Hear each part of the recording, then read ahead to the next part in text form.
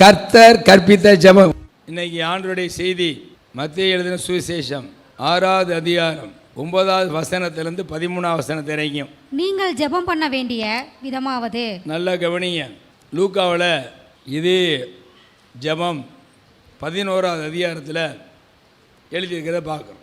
சீசர்கள் கேட்குறாங்க, ஆண்டவரே, யோவான் ஸ்நானன் சீசர்கள் ஜெபம் பண்ணுறாங்க, அவங்க ஜெபிக்கிறது யோவான் ஸ்நானன் கற்றுக் கொடுத்தாப்புல, எங்களுக்கும் ஜெபிப்பதற்கு கற்றுக் கொடுங்க அப்படின்னு கேட்குறாங்க. 12 அப்போஸ்தலரும் கேட்குறாங்க. கேட்ட உடனே ஆண்டவர் என்ன செய்கிறாரு, அங்கே ஜெபத்தை கற்றுக் கொடுக்குறார். இந்த ஜெபத்திற்கு பேர் என்ன சொல்லுங்க? நான் 1967 6வது படித்தேன்.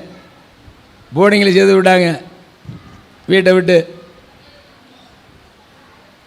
அங்கே கர்த்தர் கற்பித்த ஜெபம்னு சொல்லி கொடுத்தாங்க. அப்போ தான் தெரிஞ்சுட்டேன், பாரம்பரியங்களில் இருக்கிற எங்கள் பிதாவுங்கிறது எந்த ஜெபம்? கர்த்தர் கற்பித்த ஜெபம். வாயை தர சொல்லுங்க. சரி, இந்த ஜெபத்தில் முழுமையான ஒரு இன்ட்ரோடக்ஷனை சொல்லிடுறேன். இன்ட்ரோடக்ஷனை முன்னேற, அது இன்றைக்கி அதுதான் ஓடும். அப்புறம் ஒவ்வொரு பகுதியாக அதை தியானிக்கணும். முதல் இதில் இருக்கிற ரகசியத்தை தெரிஞ்சுக்கணும். பரமண்டங்கள் இருக்கிற பிதாவே இருக்கா இல்லையா? ரெண்டாவது, உம்முடைய நாமம் பரிசுத்தப்படுவதாக. மூணாவது, உம்முடைய ராஜ்யம் வருவதாக. நாலாவது, உம்முடைய சித்தம் பரமண்டலத்தில் செய்யப்படுகிறது போல. இப்படி இந்த நாளும் பரலோகத்துக்குரியது. அதைத்தான் சொல்லிட்டு இருக்கு. இதைத்தான் சொல்கிறாரு மத்தேயு 6:33. முதலாவது தேவனுடைய ராஜ்யத்தையும். அப்போ ஒவ்வொரு நாளும் நீங்கள் எந்திரிக்கிற பொழுது நீங்கள் என்ன செய்யணும்? ராஜ்யத்தை தேடணும். என்ன தேடணும்? ஜெபம் பண்ணுமா? எடுத்தோன்னு ஜெபிக்கணுமா இருக்கு? அதை சொல்லு. இதை அடுத்த வாரம் பார்ப்போம். பரலோகத்தில் இருக்கிற எங்கள் பிதாவே, அது ஒரு டைட்டில் தியானிப்போம். இன்றைக்கி அது நேரம் இருக்காது. இன்றைக்கி இந்த 9லேருந்து 13 வரைக்கும் இருக்குல்ல வசனம், அதனுடைய ஒரு இன்ட்ரோடக்ஷன் சொல்லிடுறேன், ஒரு முன்னுரையை சொல்லிடுறேன். அப்போ தான் உங்களுக்கு புரியும். அதில் இப்போ ஜெபத்தினுடைய விதம் 2 பகுதியாக பிரிங்க. கர்த்தர் கற்பித்த ஜெபம் 2 பகுதி. முதல் பகுதி 1 பரலோக பிதாவை குறித்து துதிக்கிறது. 2வது அவருடைய அவருடைய ராஜ்யர்கள அரசு, அதை குறித்து நாம் தெரிந்து கொள்ள வேண்டும். 3வது அவருடைய விருப்பம், உம்முடைய சித்தம் பூமியிலேயும் செய்யப்படுவதாக. அப்போ அவருடைய விருப்பம். இந்த 3 சேர்ந்தது ஒரு பகுதி. இதைத்தான் முதல்ல எந்திரிச்சு செய்யணும் ஒரு மனுஷன். இதை செய்யாமல் என்ன செஞ்சிடும்? எந்திரிச்ச உடனே ஏசப்பா ஸ்தோத்திரம், ஆவியானவரே ஸ்தோத்திரம். ஒரு ஊருக்கு போகணும், எனக்கு கொஞ்சம் பாதுகாப்பு கொடுங்க, அந்த வண்டியை பிடிக்கணும், ட்ரெயினு கொஞ்சம் லேட்டாக வர வைங்க. இவங்க லேட்டாக எந்திரிச்சு விட்டு அவனுடைய டியூட்டி, அவனுடைய கடமையை நம்மளுக்காக என்ன செய்கிறார்? அவர் லேட் பண்ண வைக்கிறது, நம்ம ஜெபத்தை கேட்குறது. இப்படிலாம் ஒரு கருத்து இல்லாமல் ஜெபம் பண்ணுறோம். சரி, போகட்டும். அப்போ முதலாவது தேவனுடைய ராஜ்யத்தை தெரிஞ்சுக்கணும். அடுத்து 2வது காரியம் என்னென்னா, நம்முடைய தேவைகள் இருக்கா? எங்களுக்கு வேண்டிய ஆகாரத்தை இன்று எங்களுக்கு தாரும். எங்களுக்கு வேண்டிய ஆகாரத்தை இன்று எங்களுக்கு தாரும், அன்றாடம் தாரும். இது 2வது பகுதி. இப்போ முதல் பகுதி தேவனை தேடுனா ஆட்டோமேட்டிக்காக நம்மளுக்கு என்ன கிடைக்கும்? ஆகாரம் மட்டும் இல்லை, நம்முடைய உலகத்தினுடைய வாழ்க்கையில் என்னென்ன தேவை அதுவரை கொடுப்பாரியா? ஆகாரம் மட்டும் இந்த இடத்துல இல்லை, சரீரத்துக்கு ஆகாரம், உடை, புரியுதா? எல்லாம் அவங்களுக்கு ஆகாரம், உணவு, இதெல்லாம். அப்போ ஆகாரம், அதான் அந்த வசனத்தை வாசி. எங்களுக்கு வேண்டிய ஆகாரத்தை இன்று எங்களுக்கு தாரும். இன்று எங்களுக்கு தாரும். அடுத்து எங்கள் கடனாளிகளுக்கு நாங்கள் மன்னிக்கிறது போல எங்கள் கடன்களை. அப்ப நம்ம யார் மன்னிக்கணுமோ மனப்பூர்வமாக மன்னிக்கணும். அதில் தான் ஒரு பெரிய ஆசீர்வாதம் இருக்கு. புரியுதா இல்லையா? தேவனை துதிக்கலாம், தேவனுடைய ராஜ்யத்தை தேடலாம். அவருடைய சித்தம் என்னன்னா தன்னைத்தான் நேசிப்பதுல பிறரையும் சொல்லுங்க. அப்போ வீட்டுக்களே முதலாவது மனைவியை மனதார கணவன் மன்னிக்கணும், கணவனை மனதார மனைவி மன்னிக்கணும். இந்த மன்னிங்கிறது முக்கியம். அதில் ஆண்டவர் நிறைய இடத்துல ஓமை எழுதியிருக்கிறாரு. அப்போஸ்தலர் பவுலும் நிறைய இடத்துல எழுதியிருக்கிறார். நாம் மனப்பூர்வமாக பிறரை மன்னிக்காமல் விட்டால் நம்முடைய பாவங்களையும் கர்த்தர் மன்னிக்க மாட்டார். கர்த்தர் மன்னிக்காவிட்டால் நம்முடைய ஆத்மா பாதாளத்தில் போய் நெருப்பில் வெந்து கொண்டு இருக்கும். நித்திய காலமாக அழிவு. அதை நீங்கள் தெரிந்து கொள்ள வேண்டும். அதுக்காக தான் தன்னை முன்னாடி ஆண்டவர் இயேசு கிறிஸ்து அந்த மாதிரியை வைத்துக்கிட்டு சென்றார். சிலுவையில் மரிக்கும் தருவாயில் கூட என்ன பண்ணாப்புல பரியாசம் பண்ணாங்க. எல்லாரையும் ரட்சித்து இல்லை, எல்லா செத்தவனா உயிரோடு எழுப்பினு இல்லை, முடமானவெல்லாம் நடக்க வச்சு இல்லை, இப்படி அற்புத அடையாளம் செஞ்சு இல்லை, இப்போ இறங்கி வா, நாங்கள் உன்னைய கும்பிட்றோம், தேவகுமாரன் விசுவாசிக்கிறோம்ங்கிறோம். அப்படி சொல்லி பரியாசம் பண்ணாங்க. ஆனால் தேவனோ என்ன ஆண்டவர் இயேசு என்ன செஞ்சார்? இவர்கள் செய்வது இன்னதென்று அறியாதிருக்கிறார்கள், இவர்களை மன்னியும் சொல்லி ஆவியை விட்டார். இதைத்தான் உயிரோடு இருக்கக்கூடிய சீசர்களுக்கு சொல்லி கொடுத்தார். பிறருடைய பாவங்களை பிறருடைய குற்றங்களை மன்னிங்க என்று. நம்ம ஆகவே ஆண்டவர் எவ்வளோ பிரியம் இருந்தாலும் இதில் இல்லைன்னா உங்களுக்கு தெரியும். ஒருத்தர் 10,000 கடன் வாங்கினவன், இன்னொருத்தன் 100 வெள்ளி பணத்தை கடன் வாங்கினேன். ஒரே ஆள் தான். அவன் மன்னிச்சிட்டான். இவன் அவனுக்கு அடுத்த வேலைக்காரனுக்கு ஏதோ கொடுத்துருப்பான் பிறகு நண்பனுக்கு 100 பெரிய அமௌண்ட்டே மன்னிச்சிட்டாரு. 100 மன்னிக்க இறக்கம் இல்லாமல் அவனை வேதனைப்படுத்தி ஜெயிலில் போட்டுனாங்க. இந்த செய்தி எஜமான்கிட்ட போகுது. ஆண்டவரே, உங்கள் ஆளுகிட்ட பல லட்சம் மதிப்புள்ள பணத்தை வாங்கினா கொடுக்கல, சரி மன்னிச்சு விட்டீங்க. இவனுக்கு கீழே ஒரு 100 ரூபா ஒருத்தன் வாங்கிட்டு போயிட்டான். அதை மன்னிக்க முடியாமல் பிடிச்சி கழுத்தை பிடிச்சி நெரிச்சு அடித்து போலீஸில் கொடுத்துட்டு அவன் போலீஸ் என்ன பண்ணிட்டாங்க, சிறைச்சாலை வச்சுட்டான் அப்படின்னு இந்த செய்தி அங்கே போகுது. அப்படியா? புடி, நான் உனக்கு இவ்வளோ தூரம் மன்னிச்சல்ல, உன் ஃப்ரெண்டு நீ உன்னோட கடன் வாங்கின 100 ரூபா தானே, நான் பல லட்சங்களை மதிப்புள்ள உன்னை மன்னிச்சேனே, நீ 100 வெளிப்பணத்தை விட மன்னிக்க மனசு இல்லையே, இப்படி உனக்கு மன்னிப்பே கிடையாதுன்னு சொல்லி அவனை சிறைச்சாலை போட்டதாக வேதம் சொல்கிறது. இது ஆண்டவர் இயேசு கிறிஸ்து சொல்கிறார். ஆகவே தயவுகூர்ந்து மனப்பூர்வமாக நான் மன்னிக்க வேண்டும். இது அந்த சப்ஜெக்ட் வரணும் தனியாக. இப்போ இன்ட்ரோடக்ஷன் சொல்லிட்டு போகிறேன். அடுத்து வாசிப்பா. 2வது மன்னிப்புக்கா சமம். அடுத்து 3வது, எங்களை சோதனைக்குட்பட பண்ணாமல், எங்களை சோதனைக்கு உட்படாத பண்ணாதபடி உதவிக்காக ஜெபம் பண்ணணும். அப்போ என்ன அர்த்தம்? நம்முடைய வாழ்க்கையிலே போராட்டங்கள் வந்து கொண்டே இருக்கும். நல்லா கவனிங்க. எந்த ஒரு மனுஷனும் போராட்டம் இல்லாமல் போராட்டம் இருக்கும்.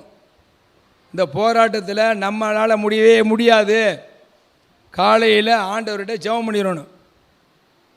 ஆண்டவர் வீட்டை விட்டு வெளியே போனால் கடன்காரன் வைப்பேன், அடுத்து துன்மார்க்கம் இருப்பாங்க, அடுத்து பிசாசு இருக்கும், பரியாசம் பண்ண இருப்பாங்க. எப்படியாவது யார் வேலையை முடியாவது நம்மளை என்ன செய்வான், விழுத்தாட்ட வைப்பான். இந்த போராட்டங்களிலிருந்து நீ ஒருவர் தான் என்னை பாதுகாக்க முடியுமாப்பா அப்படின்னு நீ காலையில் ஜெபம் பண்ணி போயிட்டின்னு வச்சுங்க, அன்னைக்கு முழு பாதுகாப்பு கிடைக்கும். அல்லேலூயா. சோதனைக்கு உட்படாதபடி. இந்த சோதனை 2 விதமாக வரும். மனுஷன் மூலமாக வரும், சாத்தான் மூலமாக வரும். மனுஷன் மூலமாக வந்தால் ஞானத்தில் அறிவில் நம்ம தப்பிச்சுட்டு போயிடலாம். சாத்தான் மூலம் வந்துச்சுன்னா இயேசுனார் தான் வரணும். அதுக்காக தான் காலை இந்த எப்படி அருமையான ஜெபத்தை தம் சீசர்களுக்கு ஆண்டவர் கற்றுக் கொடுத்தாரு பார்த்தீங்களா. ஆகவே மூணாவது நமது போராட்டங்களுக்காக ஜெபம் பண்ணணும். நாலாவது வாசிப்பா, தீமை என்று எங்களை ரட்சித்துக் கொள்ளும் ராஜ்யமும் வல்லமையும் மகிமையும் என்றென்றைக்கு உம்முடையவைகளே. அவருடைய ராஜ்யத்து மகிமை இதெல்லாம் துதிக்கிறது, ஸ்தோத்திரம் பண்ணணும். ஆகவே 2 விதமாக கர்த்தர் நம்மளுக்கு எழுதி வைத்திருக்கிறார். இப்போ இதுதான் இன்ட்ரோடக்ஷனு. இப்போ ஜெபத்தினுடைய ஆரம்பம். முதல்ல எப்படி ஜெபிக்கணும் அந்த மெத்தடு ஆண்டவர் இயேசு கிறிஸ்து சொல்லியிருக்கிறார். ஆண்டவர் இயேசு கிறிஸ்து இங்கே வரும்பொழுது எப்படி வந்திருக்கிறார்? 100க்கு 100 தேவனாகவும் 100க்கு 100 ஒரு காரியத்தை தவிர்த்துட்டு பாக்கி பாவம் மட்டும் அவர்கிட்ட இல்லை.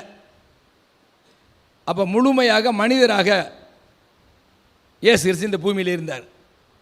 ஆனால் அதே இயேசு கிறிஸ்து 100க்கு 100 தேவனாக இருந்தார். அதனால் தெரிஞ்சுக்கணும். நிறைய பயல்கள் என்ன சொல்கிறாங்க, இதை வச்சுக்கிட்டு இயேசுநாதரே பிதாவேன்னு கூப்பிட்டார்ல, இப்போ அவருக்கு மேலே ஆள் தானே, அவர் தானே பெரிய, அவர் தானே கடவுளை, வேற ஏன் கடவுளை வணங்குற அப்படின்னு சொல்லி மக்களை குழப்புற ஆவி இருக்குது. நான் தான் இந்த இன்ட்ரோடக்ஷன் முன்னாடி விவரமாக சொல்லிடுறேன், உங்களுக்கு சொல்லிக் கொடுக்குறேன். உலகம் உண்டானதுக்கு முன்னாடியே இயேசு கிறிஸ்து பிதாவினுடைய மடியில் இருந்திருக்கிறார் என்று யோவான் 1:18 சொல்லுகிறது. இருக்கா இல்லையா? எபிரேயர் 1:2 அப்படி தான் சொல்லுது. தேவனை ஒருவனும் ஒரு காலம் கண்டதில்லை, பிதாவின் மடியில் இருக்கிற ஒரே பேரான குமாரனே அவரை வெளிப்படுத்தினார். அப்போ பிதாவின் மடியில் இருக்கிற அவருடைய ஒரே குமாரன் இயேசு கிறிஸ்துவை இந்த பூமிக்கு மனித அவதாரமாக அனுப்புகிறார். பரிசுத்த ஆவியினாலே ஜெனிப்பித்து இங்கு மனிதனாக பிறக்கிறார்.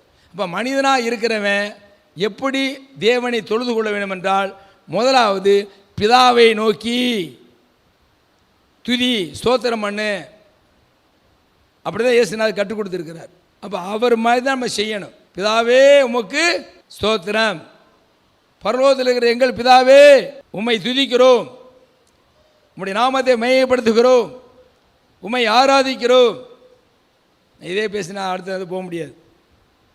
இது அடுத்த வாரத்தில் பார்த்துக்குவோம். எப்படி பரலோகத்தில்ங்கிற பிதாவை எப்படி மையப்படுத்தணும், அது ஒரு மெத்தட் இருக்குது. லேசாக டிப்ஸ் தரேன், இந்த வாரத்தில் போய் ஃபில்லப் பண்ணுங்கள். அவர் படைத்த படைப்புகளை பார்த்து அதை வச்சு நீங்கள் துதிக்கணும். வான மண்டலங்களில் மொத்தம் எத்தனை ஸ்பேர் இருக்குது தெரியல, ஒரு 5-6 ஸ்பேர் இருக்குது. அதை சொல்லி நம்ம துதிக்கணும். வான மண்டலம் பவுலுக்கு 3 மண்டலம் தான் வெளிப்படுத்தியிருக்கார். 3 வானம் பவுலுக்கு வெளிப்படுத்தின ஆண்டவர். நிறைய வான்வெளிகள் இருக்குது, சூரிய குடும்பம் இருக்குது, நட்சத்திரம் இருக்குது, காற்று கிடையாக ஒரே மட்டமாக இருக்கும் காற்று.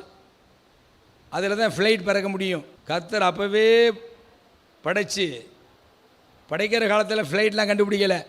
இங்கே இருக்கிற மனைவி மாதிரிலாம் இருக்கிறீங்க, உங்கள் கணவர்லாம் 3-4 மணி நேரத்தில் எங்கே போகிறீங்க?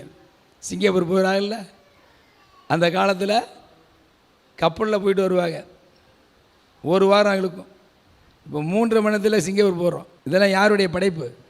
அதுக்கு நம்ம துதிச்சிருக்கிறோமா? அது படைத்த கடவுளை பார்த்து, அப்பா இவ்வளோ வேகத்தில் ஒரு இடத்துலேருந்து இன்னொரு இடத்துக்கு போகிறோமே, இது உம்முடைய செயல் அளவா? நான் ஃப்ளைட்டில் போகும்பொழுது ஆண்டவரை துதிச்சிட்டு போனேன். இப்படியோட படைப்பு, அந்த அந்த அந்த அடுக்கு, அதில் காற்றே ஒரே மாதிரி தான் இருக்கும். அப்போ ஃப்ளைட் பறக்கிறது நல்லா இருக்கும். கொஞ்சம் கீழே இறங்குச்சுன்னா காற்று அதிகமாகும். அதிகமாகும்போது என்ன ஆகும்? ஆண்டவருடைய படைப்பு பார்த்தீங்களா, அந்த காற்று இடையறங்கள பறவைகள்லாம் பறக்க முடியாது. அங்கே செவர் அந்த அடுக்கில் அதை அப்புறம் தியானிச்சுக்குவோம். இப்படி ஆண்டவருடைய வான் மண்டலத்தில் எப்படி ஞானத்தை வச்சு படைச்சிருக்காரா நம்மளுக்காக தான். ஐயா மனுஷன் நம்மளுக்காக தான். அதை நினச்சி நம்ம ஸ்தோத்திரம் பண்ணுறோமா? அங்கேருந்து மழை வந்தால் தான் நம்ம சாப்பிட முடியும்.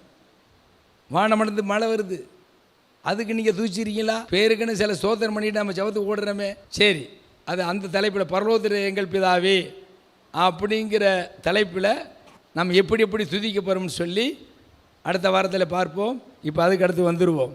சரி, அப்போ ஜபத்தினுடைய ஆரம்பம் முதலாவது பரலோகத்திற்கும் செபிக்கிறவர்களுக்கும் ஒரு தொடர்பு வேண்டும். அவருக்கும் பிதாவுக்கும் நம்மளுக்கு ஒரு தொடர்பு வேணும். நம்ம தொடர்பு தான் யார்? கர்த்தராகிய இயேசு கிறிஸ்து பரலோகத்திலிருந்து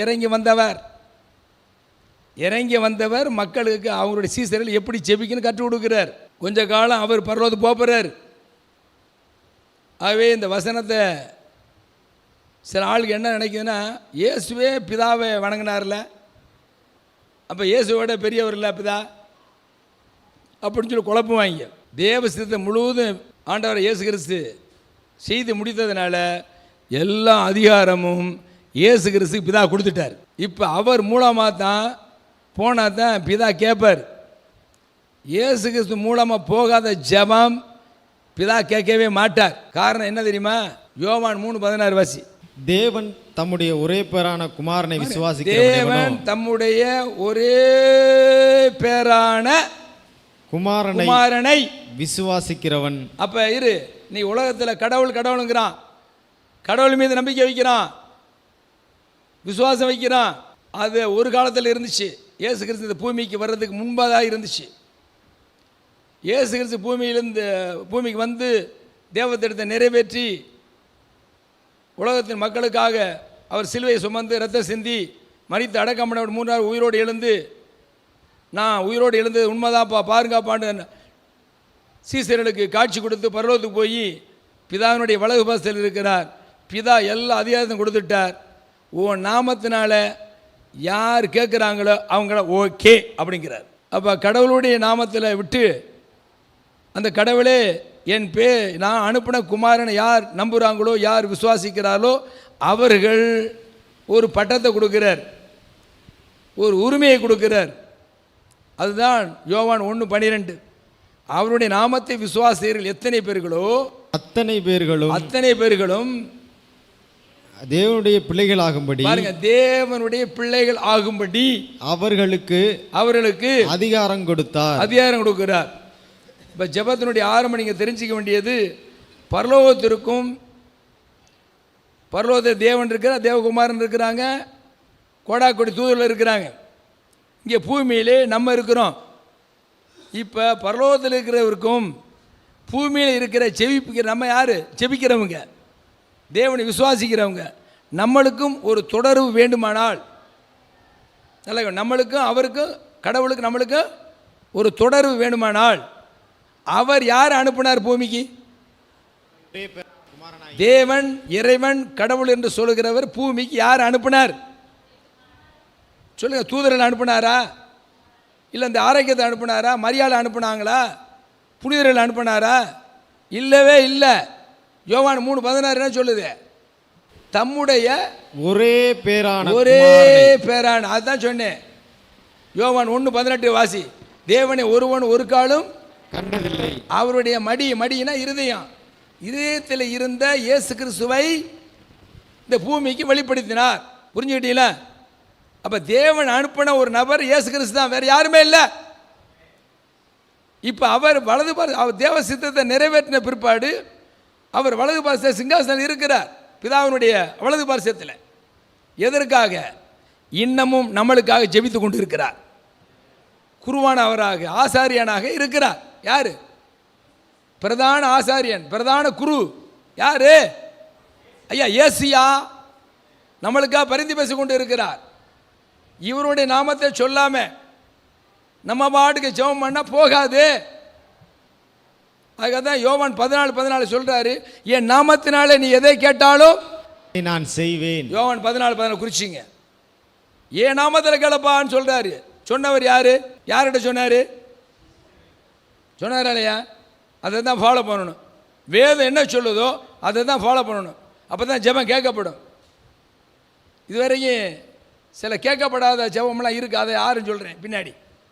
சரி, அப்போ முதலாவது பரலோகத்துக்கும் ஜெபிப்பதற்கும் தொடர்பு. அதில் எப்படி தொடர்பு வருதுன்னு தெரியுமா? இயேசு என்ன சொல்கிறாரு? எங்கள் பிதாவே. ஏன் என் பிதாவின்னு சொல்லலாம்ல? இந்த இடத்துல என் பிதாவின்னு சொல்லலாம்ல ஆண்டவர்? ஏன் அந்த எண் இல்லாமல் எங்களை சேர்க்கிறாரு? எஸ், பக்கத்தில் 12 சீசர் இருக்காங்க. உங்களுக்கும் எனக்கும் சேர்ந்து இப்போ என்ன ஆகிட்டாரு? எங்கள் அல்லேலூயா எங்கள் பிதாவே, என் பிதாவின்னு சொல்லலாம். அவருக்கு தான் உரிமை இருக்குது. யாருக்கு?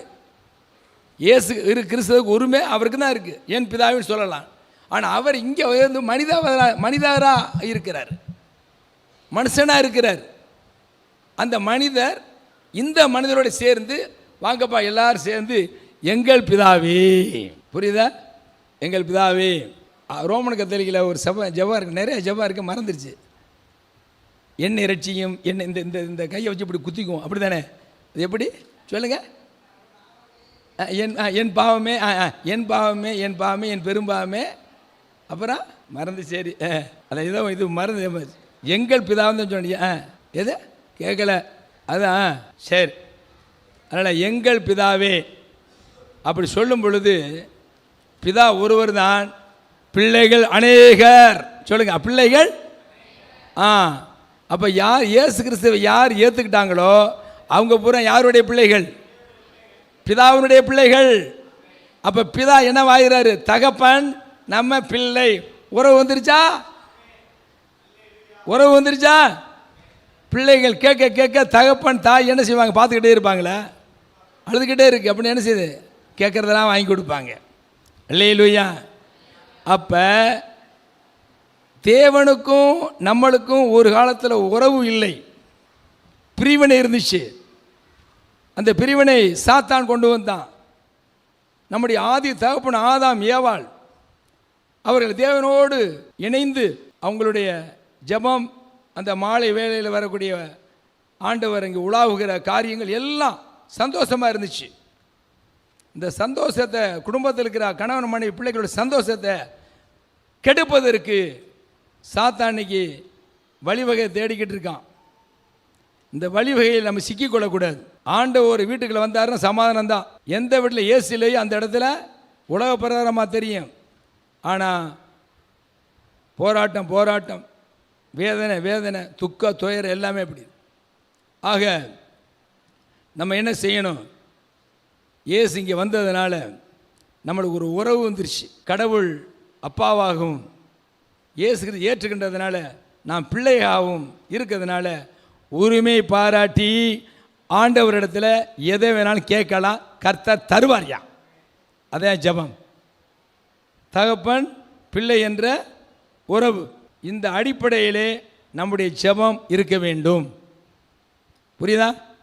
ஜெபிக்கிற விதத்தை பரிசுத்த ஆவியானவர் உங்களுக்கு வெளிப்படுத்துகிறார். அடுத்து, யார் அல்லது ஜெபத்தை ஏறெடுக்க தகுதி உடையவர்? யாருடைய ஜெபத்தை கர்த்தர் அப்படி வச்சுக்குமா, எவர்களுடைய ஜெபத்தை கர்த்தர் ஏற்றுக்கொள்கிறார்? சொல்லுங்க. எல்லாரும் ஜெபத்தை கேட்பாரா? இப்போ நான் சொல்லிட்டேன், தகப்பன் பிள்ளை உறவு சொல்லிட்டேன். புரியலையா நான் சொல்றது? இன்னும் விளக்கி சொல்கிறேன். இயேசு கிறிஸ்துவை ஏற்றுக்கொள்ளாத ஆட்கள், கடவுளை கடவுள் அனுப்பின குமாரன் ஏற்றுக்க முடியாது, அவர் மனிதர் தாயா, வழிபட மாட்டேன் அப்படிங்கிற ஆட்கள் அவங்க தேவனுடைய பிள்ளை ஆக முடியாது. அப்போ பிதா அனுப்பின குமாரன் இயேசு கிறிஸ்து யார் ஏற்றுக்கிறாங்களோ அதுக்கு வசனம் சொல்லுது. யோவான் 1:12 என்ன சொல்லுது? நான் அனுப்பின என் குமாரனை யார் ஏற்றுக்கிறாங்களோ அது என் பிள்ளையும் ஏற்றுக்கிறாப்பான்ட்டார். ரோமர் 8:14 வாசிங்க. ரோமர் 8:14. நம்பர் 1 யோவான் 3:16. பிதா தன்னுடைய ஒரே பேரான குமாரன் இயேசு இந்த பூமிக்கு அனுப்பினார். அந்த அனுப்பின குமாரன் என்ன செஞ்சார்? கடைசியில் உலகத்தின் மக்களுக்காக பாவத்தை சுமந்து அவர் உலகத்தின் பாவங்களை போக்கும் தேவ ஆட்டுக்குட்டி. அவரிடத்தில் ஒரு பழுதும் இல்லை, ஒரு பாவம் இல்லை. ஆனால் உலக மக்களுடைய பாவத்தெல்லாம் பிதா அவரிடத்தில் சுமத்தினார். ஆகையினால பாவமாக்கப்பட்டார்னு எழுதப்பட்டிருக்கிறது. அந்த இதெல்லாம் ஏற்றுக்கிட்டு மரித்து 3 உயிரோடு எழுந்ததுனால யார் என் மகனை இயேசு கிறிஸ்துவை நான் அனுப்பின மகன் என்று பாவங்களை போக்குற அவர்தான் பரிசுத்தர். அப்படி உங்களுக்கு நான் பிள்ளை, என்னுடைய பிள்ளை என்று அதிகாரம் கொடுக்கிறார். 2 3வது ரோமர் 8:14 வாசிங்க. மேலும் எவர்கள் தேவனுடைய ஆவியினாலே நடத்தப்படுகிறார்களோ அவர்கள் தேவனுடைய புத்திரராய் இருக்கிறார்கள். இப்போ அந்த பிள்ளையானது புத்திரராக வரணும். தேவ பிள்ளைங்கிறது எப்படி வரணும்? புத்திரர், வாலிபராக வரணும், புருஷராக வரணும். அப்போ அவங்க என்ன செய்யணும் அப்படின்னா தேவ ஆவியினால் நடத்தப்படணும். அப்போ தேவ ஆவியினர் யார்? இயேசு கிறிஸ்துவோடு 12 சீசர் இருந்தாங்க 3 வருஷம். இயேசுவோடு தான் இருந்தாங்க. ஆனால் ஆவியானவர் அவர்களுக்குல இல்லை. வார்த்தை இருந்துச்சு, வார்த்தையாகிய இயேசு கிறிஸ்து. இன்று நிறைய பேர் இன்றைக்கி பைபிள் படிக்கிறாங்க, ரட்சிப்பு அடைஞ்சிடறாங்க, சபைக்கு வந்து ஆராதிக்கிறாங்க, ஆனால் பரிசுத்த ஆவியின் அபிஷேகத்தை பெறவில்லை. புரியுதா? அப்போ வாசிங்க 8:14. எவர்கள் தேவனுடைய ஆவியினாலே நடத்தப்படுகிறார்களோ. இப்போ யார் யார் தேவ ஆவியினால் நடத்தப்படுறீங்க சொல்லுங்க. ஆவியின் அபிஷேகம் வேற, நிரம்புறது வேற, நிரம்பி வழிந்து ஓடுகிறது வேற. அதான் பாட்டு எழுதினார்ல ஃபாதர். எதில் இருக்குது? எசேக்கியேல் புத்தகத்தில் இருக்குது. கணுக்கால் அளவு போதாதையா, முழங்கால் அளவு போதாதையா, கணுக்கால் அளவு போதாதையா, முழங்கால் அளவு போதாதையா, நீந்தி நீந்தி மூழ்கணுமே, நீந்தி நீந்தி மூழ்கணுமே, நிரம்பி நிரம்பி மகிழணுமே, நிரம்பி நிரம்பி மகிழணுமே.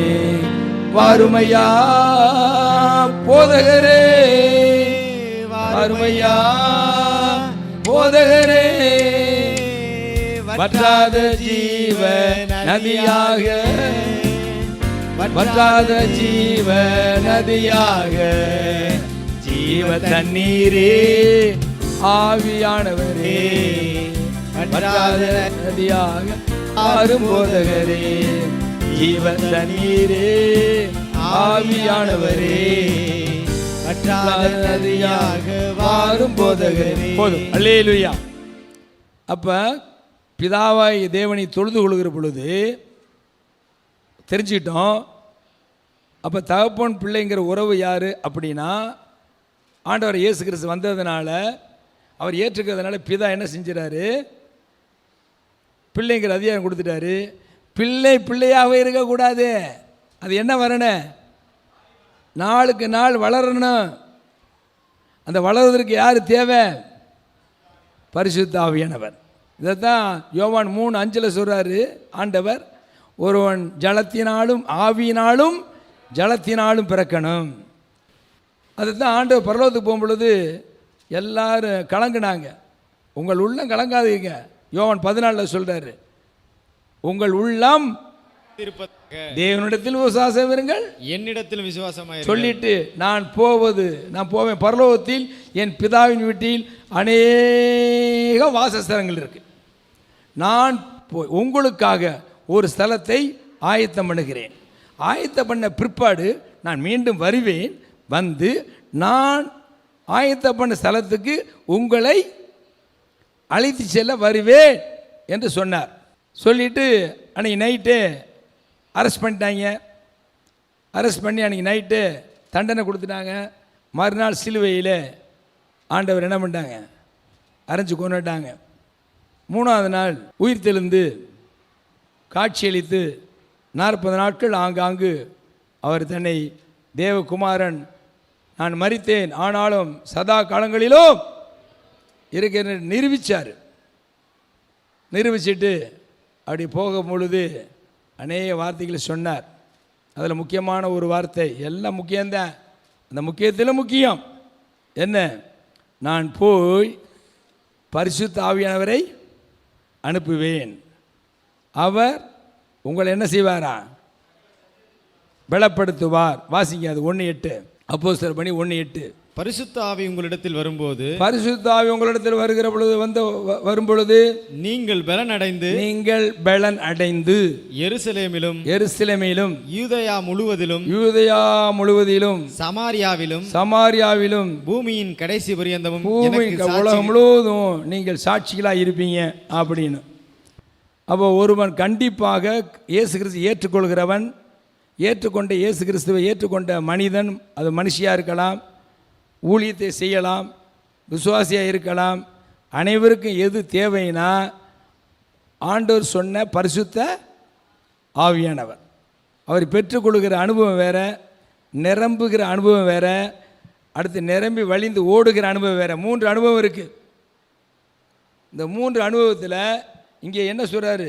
12:3 சாரி 8:14 எவர்கள் தேவனுடைய ஆவியாலே நடத்தப்படுகிறார்களோ அவர்கள் தேவனுடைய புத்திரராக இருக்கிறார். அப்போ தேவ ஆவியால் நடத்தப்படணும். இப்போ இயேசு கிறிஸ்து ஞானஸ்தானம் எடுத்த பிற்பாடு வனாந்தரத்துக்கு போனாரா இல்லையா? அவரா போனாரா? மத்தேயு 4:4 வாசி. 4:1 4:1 அப்பொழுது இயேசு பிசாசினால் சோதிக்கப்படுவதற்கு ஆவியானவராலே வனாந்திரத்துக்கு கொண்டு போகப்பட்டார். பரிசுத்த ஆவியானவராலே நடத்தப்படணுங்க. ஆண்டவர் கிருபையா என்னை நடத்திட்டு வர்றார். நான் சொல்லுவேன், ஆவியானவர் தான் என்னை நடத்திட்டு போகிறார். வாழ்க்கையிலையும் சரி, ஊழியத்திலும் சரி என்னை நடத்திட்டு போகிறார். நானாக போகலை, நானே செய்யலை. அதை ஒவ்வொருவரும் தெரிஞ்சுக்கணும். என்னை இயக்கிறது யார்? நானாக போகிறேன்னா என்னை இயக்கிறது பரிசுத்த ஆவியானவரை பார்க்கணும். ஆவியான இயக்கினா கரெக்டாக இருக்கும். நம்மளாக போனோம்னா பிரச்சனை, போராட்டங்கள். உதாரணம் சொன்னேன், நேற்று சொன்னேன், நிறைய பேர் வரல பிறகு. இது வரைக்கும் என்னோடய ஊழியத்தில் அப்படி இல்லை. திருச்சியில் பயங்கரமான சாபக்கட்டு சொல்ல சொல்ல, சத்தியம் சொல்ல சொல்ல நல்லா கேட்டாங்க, நல்லா போகணும் தெரிஞ்சிச்சு. திடீர்னு இந்த இடத்துல ஒரு பெயின், இந்த இடத்துல ஒரு பெயின். என்னடா அப்படி வருது, ஒரு நாள் அப்படி இல்லைன்ட்டு. அதாவது சத்தியம் சொல்ல விடாதபடி என்னை டிஸ்டர்ப் பண்ணுறான் ஸ்பிரிட்டு. நான் புரிஞ்சுக்கிட்டேன். ஆனாலும் கர்த்தர் பெரியவரில் அவர் பார்த்துக்குவாருன்னு சொல்லி செய்தி என்னப்பா ஒரு 10 பேர் கூட்டிட்டாங்க. பயங்கரமான விக்கிர வழிபாடு உள்ளவங்க, ரோமன் கத்தோலிக்க சபை குடும்பம் எல்லாமே. அந்நிய தெய்வத்தையும் கும்பிடுவங்க, இந்துக்கள் தெய்வத்தையும் கும்பிட்டுக்கிட்டு இயேசுவும் கும்பிட்டுக்கிட்டு இருக்கிறாங்க. ரொம்ப ஆனால் ஆண்டவருடைய கிருபை பலப்படுத்தி பொறுத்துக்கிட்டு சத்தியம் சொல்லி முடிச்சுட்டு நைட்டு 7:30 மணி ஆச்சு. துவாக்குடியில் ஜெபம் பண்ணும் பொழுது ஜெபம் பண்ணினேன். ஆனால் ஆவியானவன் யார் தலையிலும் கை வச்சு ஜெபம் பண்ணலை. எங்கே போனாலும் கை வச்சு ஜெபம் பண்ணிடுவேன். அந்த இடத்துல என்னை அலோவ் பண்ணலை ஆண்டவர். இதுதான் ஆவியானுடைய நடத்துதல். சரியான ஒப்பு கொடுத்தல் இருந்தால் கை வச்சு ஜெபம் பண்ணியிருப்பேன். இன்னும் நம்ம பிள்ளைகள் போய் சொல்லி சொல்லி அதுக்கு பிற்பாடு ஆண்டவர் இறங்கி விடுதலை கொடுப்பார். எப்போ தலையில் கை வச்சு ஜெபம் பண்ணணும், எந்த வீட்டுக்கு போகணும், எங்கே போகக்கூடாது, இதெல்லாம் இப்போ ஆண்டவர் என்னை சொல்லி கொடுத்துக்கிட்டு இருக்கார். இது ஆவியானவர் நடத்தப்படக்கூடியது. வந்தவுடனே ஒரு வசனம் தென்படுச்சு. எரேமியா 45 வாசிக்குமா? எரேமியா 45 ஒரு வசனம் ஆண்டவர் உள்ளத்தில் போட்டார். திடீர்னு வசனத்தை நினைப்பூட்டோடனே சரி ஆண்டவர் தான் பேசுகிறாருன்னா ஏற்றுக்கணும். வசனத்தை வந்துச்சுன்னா இதுதான் ஆவியாக நடத்தப்படணும்னு சொல்லணும். எரேமியா 45 நானே எடுத்து நானே 937 பக்கம் 5வது வசனம். நீ உனக்கு பெரிய காரியங்களை தேடுகிறாயோ, இந்த வசனம், நீ உனக்கு பெரிய காரியங்களை தேடுகிறாயோ. அடுத்து என்னது? தேடாது. இதை நல்லா தெரிஞ்சுங்க. யார் சொல்கிறது, யார்கிட்ட சொல்கிறார்? எரேமியா தீர்க்கதரிசி சொல்கிறான். யாருக்கு சொல்கிறான் தெரியுமா? பாருக் என்ற உடன் ஊழியக்காரன். எரேமியா சொல்கிறது அப்புறம் எழுதிக்குவான், நோட்டில் எழுதுறது ரைட்டர். அவன் அதுக்கு மேலே உள்ள வசனம் படிச்சுன்னா தெரியும். பாருக்கே, உன்னை குறித்து இஸ்ரவேலின் தேவனாய கர்த்தர் சொல்கிறது என்னவென்றால், உன்னவாசி யோசியாவின் குமாரனாய் யோயாக்கிம் என்னும் யூதா ராஜாவின் 4ஆம் வருஷத்திலே நேரியாவின் குமாரனாகிய பாருக் இந்த வசனங்களை எரேமியாவின் வாய் சொல்ல ஒரு தீர்க்கதரிசி வாய் வழியாக ஆண்டவர் பேசுகிறார். சொன்னதை நீ புஸ்தகத்தை எழுதி வை என்று சொல்கிறான். அப்போ எழுதுறவன் உடன் ஊழியக்காரன், உதவி ஊழியக்காரன், மெயின் ஊழியக்காரன் தீர்க்கதரிசி. அப்போ சொல்லி பாருக்கே, உன்னை குறித்து இஸ்ரவேலின் தேவனாய கர்த்தர் சொல்லுகிறது என்னவென்றால், உள்ள ஆராதனை பின்னாடி ஆராதனை பண்ணிக்கிட்டு இந்த வசனம் எனக்கு உள்ளத்தில் பேசுகிறார். சரி ஜெப வேலையில் சொல்லுவோம் அப்படின்னு சொன்னால் மறந்துட்டேன். இப்போ ஆண்டவர் நடத்தின செய்தியில் இது வருது, இது சம்மந்தம் இல்லாமல் இருக்குது. இந்த செய்திக்கு அது சம்மந்தம் இல்லை. ஆனால் எவர்கள் தேவ ஆவியால் நடத்தப்படுகிறார்களோ அவர்கள் தேவனுடைய புத்தர்கள் சொல்கிறது. இப்போ இந்த தேவ ஆவி வந்தோடனே ஆவியான இதை பேசுங்கிறாரு. ஏன்னா காலையில் பேசுனா மறந்துட்டேன், மறுபடியும் என் மக்களுக்கு தேவையாக இருக்குது, அது உணர்த்துறாரு. நான் மறந்தாலும் கருத்தை உணர்த்தும் பொழுது நான் சொல்லிடணும், இல்லைன்னா நான் பாவி ஆயிடுவேன். அப்போ என்ன, ஒரு ஊழியக்காரனுக்கு உதவி செய்கிறான்ப்பா பாருக்கு. அவன் என்ன நினைக்கிறான், பாருக்கே உன்னை குறித்து இஸ்ரவேல் தேவனுடைய கர்த்தர் சொல்லுகிறது என்னவென்றால், ஏன்னா அவன் உள்ளத்தில் எல்லாருக்கும் தீர்க்கதரிசனம் சொல்கிறாங்க, எனக்கு என்னை குறித்து சொல்ல மாட்டேங்கிறாரு, எங்கள் இறமை தீர்க்கதரிசி அப்படின்னு நினச்சிக்கிட்டு இருந்துக்கலாம். அப்போ என்ன சொல்கிறாரு, நீ இப்பொழுது எனக்கு ஐயோ, கர்த்தர் என் நோவை சஞ்சலத்தால் வர்த்திக்க பண்ணினார், என் தவிப்பினால் இளைத்தேன், இளைப்பாறுதலை காணாதே போனேன் என்று சொன்னாய் என்கிறார். இதோ நான் கட்டினதையே நான் இடிக்கிறேன். அப்படின்னு அர்த்தம். அங்கே எரேமியா தீர்க்கதரிசி அங்கே இருக்கிறான், எங்கே, யூதியா தேசத்தில். ஆண்டவருடைய வார்த்தை கீழ்ப்படியாமல், தீர்க்கதரிசி வார்த்தை கீழ்ப்படியாமல் போக போக போக ஆண்டவர் பொறுத்து பார்த்து கடைசியில் என்ன பண்ண தெரியுமா, இவங்களுக்கு இந்த இதில் இருக்கக்கூடாதுன்ட்டு எல்லாத்தையும் அழிச்சுன்னா என்ன, நெபுக்கத்நேச்சார் படையெடுக்க வச்சு கைதியாக 3 பகுதியாக கைதியாக கொண்டு போகிறாங்க. அந்த சம்பவத்தை சொல்கிறாப்புல, அதான் சொல்கிறாரு, இதோ நான் கட்டினதையே நான் இடிக்கிறேன், நான் நாட்டினதையே நான் பிடுங்குகிறேன், இந்த முழு தேசத்துக்கும் இப்படியே நடக்கும் சொல்லிவிட்டு இப்போ யார் பாருக்க பற்றி பேசுகிறாப்புல எரேமியா தீர்க்கதரிசி, நீ உனக்கு பெரிய காரியங்களை தேடுகிறாயோ. அப்போ உள்ளத்தில் நம்ம அவனுடைய ஊழியக்காரர் இருக்கிறோம், ஊழியக்காரனுக்கு உதவி செஞ்சுக்கிட்டு இருக்கோம், நம்ம ஒரு பெரிய ஆள் அப்படிங்கிற நினைவே வரக்கூடாது. யாருக்கு? எனக்கும் வரக்கூடாது, உனக்கு. எனக்கு நான் கிறிஸ்துக்கு உடன் ஊழியக்காரன், எனக்கு நீங்கள் நாளைக்கு நீ ஊழியக்காரனை போயிட்டா உனக்கு கீழே அப்படி தான் செயின். அப்போ நான் இந்த திருச்சபையிலே எனக்கு கொடுக்கப்பட்ட ஊழியத்திலே எனக்குன்னு பெரிய காரியத்தை தேடக்கூடாது. அதான் சொல்கிறாரு, நீ உனக்கு பெரிய காரியங்களை வாசிப்பா, நீ உனக்கு பெரிய காரியங்களை தேடுகிறாயோ தேடாதே. நல்ல கவனி, என் பேர் புகழ வேண்டும், ஆரோக்கியம் பேர் புகழ வேண்டும், இத்தனை சபையில் கட்டினேன், எனக்கு இத்தனை பேர் ஊழியக்காரர் இருக்கிறார்கள், இன்னும் அநேக ஊழியங்களை எழுப்ப வேண்டும் என்று பெருமைப்படுத்தி எனக்காக நான் புகழுக்காக ஊழியம் செஞ்சேன்னா நான் பரவாயில்ல போக முடியாது. நீ உனக்காக உன் புகழுக்காக தேடுகிறாயா, தேடாதே. உள்ள நுழையில் இந்த வார்த்தையை சொல்கிறாரியா, எனக்கும் என் பிள்ளைகளுக்கும் இந்த வார்த்தை வருது. இது வரைக்கும் ஒழுங்காக ஊழியம் செஞ்சுக்கிட்டு இருக்க, சாத்தான் ஒரு மாரி ஏதாவது இருக்கான், நீ ஜாக்கிரதை இருன்னு என்னையும் எச்சரிக்கிறார், எனக்கு கீழே இருக்க உங்களையும் எச்சரிக்கிறார். நீ உனக்கு பெரிய காரியத்தை தேடாதே.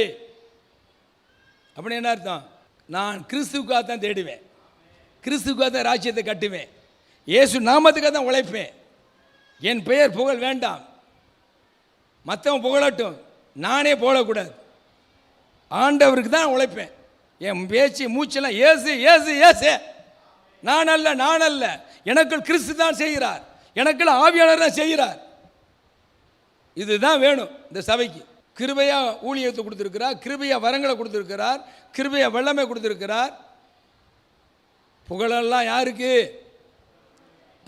உனக்கு தேடாத, பெரிய காரியத்தை தேடாத, இதோ மாம்சமன் யாவர் மேலும் தீங்கை வர பண்ணுகிறேன் என்று கர்த்தர் சொல்கிறார்.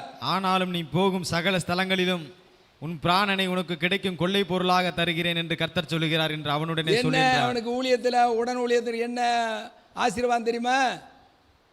உனக்கு ஜீவனை நான் தந்திருக்கிறப்பா, நான் மாம்சம் யாவருக்கும் ஒரு தீங்கு வரப்போன போகிறேன், ஆனால் நீயோ எனக்கு ஊழியத்துக்கு உதவியாக இருந்தில்ல. எரேமியா ஊழியக்காரனுக்கு யார் உதவியாக இருந்தா? பாருக்கு. நீங்கள் ஆரோக்கியத்துக்கு யார் உதவியாக இருக்கிறீங்க? நீங்கள். நம்ம எல்லாரும் சேர்ந்து கிறிஸ்துவனுடைய நாமத்தை உயர்த்தணும். அப்படி போகும்பொழுது நம்முடைய பிராணன் ஆண்டவருடைய கையில் இருக்கு, யாரும் பறிக்க முடியாது. அதை விட்டுட்டு என் பேர் புகழ் வேண்டும் என்று நினைத்து ஊழியம் செய்தால் ஆண்டவரால் ஒன்றும் செய்ய முடியாது, சாத்தான் நம்மளை வந்துடுவான். அதான் பெருமுள்ளூர் கர்த்தர். ஆகவே பேர் புகழ் எல்லாமே நாமத்திற்கே. பாடுங்க பாடுங்க, இந்த பாட்டை பாடுங்க. பேர் புகழ் எல்லாமே இயேசுவின் நாமத்திற்கே, நமது மறையட்டுமே, கிறிஸ்து உயரட்டுமே, நமது மறையட்டுமே, கிறிஸ்து வளரட்டுமே. என்னையே வெறுத்து விட்டான், ஊழியம் செய்திடலாம், சுயத்தை சாகடித்தான், சுகமாய் வாழ்ந்திடலாம். பாருங்க, நேற்று திருவிருந்து இந்த பாடலை கொடுத்தாரு. இந்த கருத்தை இன்றைக்கும் ரிப்பீட் பண்ணுறாருன்னா ஏதோ நம்ம ஜாக்கிரதையாக வாழ வேண்டும். நம்மளை மறைச்சி விடுவோம். யோவான் ஸ்நானை போல நான் சிறுக, நம்மளை ஆண்டு வாக்கு தந்து கொடுத்துட்டாரு. உன் பிராணை நான் காப்பாற்றுக்கிறேன். ஸ்பிரிச்சுவல் டெத் ஆகிடக்கூடாது, யாரும் பாதி வழியில் மறிக்கக்கூடாது. கர்த்தரால் ரசிக்கப்பட்டுட்டோம், வந்துடுறோம். பரிசுத்தருக்கு அபிஷேகம் பெற்று அவர் வழி நடக்கும் பொழுது கர்த்தர் நம்மளை பாதுகாத்துக்குவார். அல்லேலூயா. சரி, அப்போ எதுக்கு சொன்னேன், வந்த உடனே ஒரு வார்த்தை ஆவியானது பார்க்க சொன்னேன். அப்போ தான் தேடிந்தேன், இதோட எங்கள் விஜயசாந்தி அதை விட கேட்கலாம் நினச்சேன். சரி, நம்மளே தேடினேன். இறைமையெல்லாம் இருக்குன்னு தெரியும், தேடினேன், கண்டுபிடிச்சிட்டேன். கர்த்தருக்கு மகிமை. இதுதான் சொன்னேன், எவர்கள் தேவனுடைய ஆவியால் நடத்தப்படுற அந்த அனுபவத்துக்கு வந்துடணும். இல்லைன்னா ஆண்டோட கேட்டு கேட்டு கெஞ்சி கெஞ்சி அந்த கிருபையை கேட்டு வாங்கணும். சரி, போகட்டும். அடுத்து 1 கொரிந்தியர் 12:3 வாசிங்க. 1 கொரிந்தியர் 12:3. ஆதலால் தேவனுடைய ஆவியினாலே பேசுகிற எவனும், இங்கே பாருங்க, இன்னொரு கிடுக்கிப்பிடி போறாரு பாருங்க. தேவனுடைய ஆவியினாலே பேசுகிற எவனும், ஆவியினாலே பேசுகிற எவனா, இயேசுவை சபிக்கப்பட்டவர் என்று சொல்ல மாட்டான் என்றும், பரிசுத்த ஆவியினாலே அன்றி இயேசுவை கர்த்தர் என்று ஒருவனும் சொல்லக்கூடாதென்றும் உங்களுக்கு தெரிவிக்கிறேன். பார்த்தீங்களா, பரிசுத்த ஆவியை பெறாம கர்த்தரா இயேசு கிறிஸ்துவை என்ன செய்யக்கூடாது, அப்படியே சொல்றார். ஆதலால் தேவனுடைய ஆவியினாலே பேசுகிற எவனும் இயேசுவை சபிக்கப்பட்டவன் என்று சொல்ல மாட்டான் என்றும், பரிசுத்த ஆவியினாலே அன்றி இயேசுவை கர்த்தர் என்று ஒருவன் சொல்லக்கூடாது என்று உங்களை நான் தெரிவிக்கிறேன். இப்போ என்ன அர்த்தம், பரிசுத்த ஆவியை பெற்றுக்கொண்டு தான் ஊழியத்தை செய்யணும். பரிசுத்த ஆவியை அபிஷேகம் பெற்றுக்கிட்டு தான் போய் சுவிசேஷம் சொல்லி பிசாசுக்கு பிடிச்சிருந்த புள்ளிசனி கட்டுக்கள் இருந்தாலும் ஜெபம் பண்ணணும். இல்லைன்னா பேசாமல் ஆண்டவரே ரிச்சிங்க, ஆண்டவரே இறக்கம் பாராட்டுங்க, ஆண்டவரே கிருபை பாராட்டு தான் ஜெபம் பண்ணிடணும். அங்கே போய் உன்னை இயேசு நாம கட்டுறேன், இயேசு நாம கட்ட விழுக்கிறேன். அபிஷேகம் பெறாத ஆளுக்கு சொல்கிறேன், பரிசுத்த ஆவியின் அபிஷேகம் பெறாதவர்கள் இந்த வசனத்தை பாருங்கள். சரி, போகட்டும். அப்போ பரிசுத்தாவினுடைய எவ்வளோ முக்கியத்துவம் கொடுக்குறாரு பாருங்க ஆண்டவர். சரி, ஆகவே இதில் என்னென்னா, கிறிஸ்துவை தன் சொந்த இரட்சகரை ஏற்றுக்கொண்ட பிற்பாடு முதல் தேவனை அறியாதவன் தேவன் அனுப்பின குமாரன் இயேசு கிறிஸ்து அறிந்து கொள்ள வேண்டும். அதான் மனம் திரும்புதல். யோவான் 1:3 மறுபடி பிறத்தல், அது முதல் அனுபவம். 2வது ஆவியினால் அந்த பரிசுத்தனுடைய அபிஷேகத்தை பெற்றுக்கொள்ள வேண்டும். 3வது அந்த ஆவியினால் நடத்தப்படுகிற அனுபவத்தை. இப்படி இருக்கிற ஜபத்தை தான் கர்த்தர் கேட்பார். புரியுதாப்ப? யாருடைய ஜபத்தை கேட்பாரு? இயேசுனுடைய ரத்தத்தில் கழுவப்படணும்.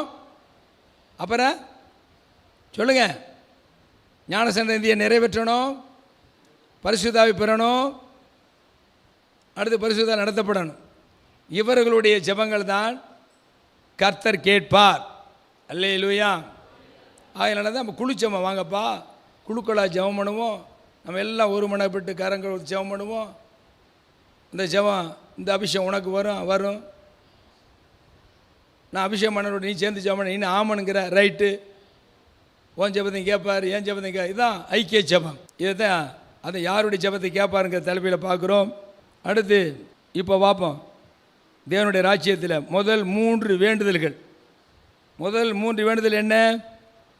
நம்பர் 1, பரலோக பிதாவே, பரமண்டலத்தில் இருக்கிற எங்கள் பிதாவே. ஆண்டவர் கற்றுக் கொடுத்தார் இல்லையா? அது எதை குறிக்குது? தேவனுடைய மகிமையை, கர்த்தரை எவ்வளோ மகிமைப்படுத்த வேண்டுமோ அவருடைய படைப்பு எல்லாவற்றையும், வான மண்டலங்கள், பூமி, மலைகள், கொடிகள், செடிகள், மரங்கள், சமுத்திரம், மேகம் எல்லாவற்றையும் ஆண்டவர் படைத்தார். தேவன் படைத்தார்.